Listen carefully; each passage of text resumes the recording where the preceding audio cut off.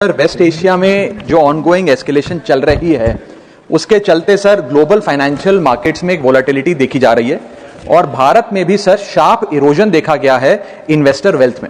Sir ये India का crisis नहीं है, इंडिया इस कॉन्फ्लिक्ट का हिस्सा नहीं है। भारत के इकोनॉमिक फंडामेंटल्स अभी भी स्ट्रांग है, लेकिन फिर भी इस जियोपॉलिटिकल ग्लोबल शॉक के चलते हमारी अर्थव्यवस्था और खास तौर पे भारत का बाजार इंडियन स्टॉक मार्केट को एक शॉक लगा है।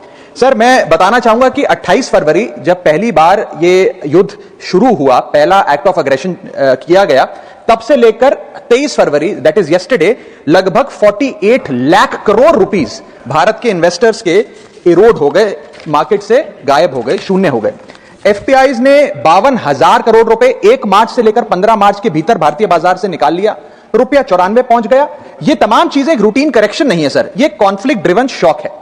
मेरी चिंता है सर कि भारत में लगभग 13.5 करोड़ इन्वेस्टर्स हैं जो लगभग 21 करोड़ डीमैट अकाउंट्स के माध्यम से निवेश करते हैं, और खास तौर पे इस वर्ग में SIP investor, first time retail participant, salaried middle class और रिटायरीज जो लॉन्ग टर्म सेविंग्स के लिए निवेश करते हैं, उनकी चिंता है जो मैं सदन में व्यक्त करना चाहता हूं। सर वेस्ट एशिया की जो जंग है वो हमारी जंग नहीं है, लेकिन उसके शॉक भारतीय बाजार में देखे गए। It is a black swan event because it has been triggered suddenly, externally, and it is unrelated to the underlying Indian economic fundamentals. But sir, Bharat may not be failing, but India is certainly being hit by this shock.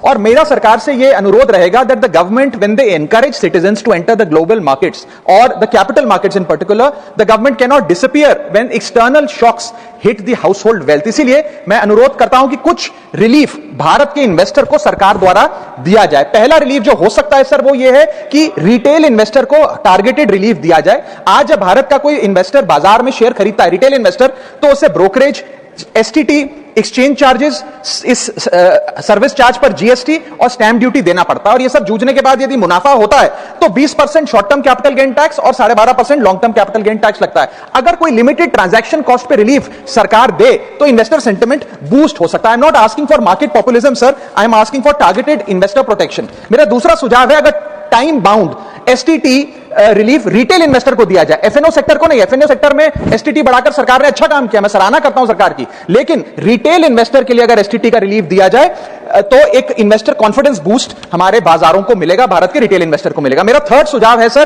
कि capital loss को carry forward करिए। समाप्त कर रहा हूं sir, I just need half a minute. Extend capital loss carry forwards. आज भारत का income tax जो लॉसेज होते हैं बाजार में, उन्हें 8 साल तक कैरी फॉरवर्ड करने की अनुमति देता है, इसे बढ़ाकर 12 से 15 किया जाए इस क्राइसिस विंडो में जो लॉस बुक हो रहा है। Sir I am just finishing. Sir special crisis period tax treatment, one time relaxation for retail tax payer for this notified stress period. And sir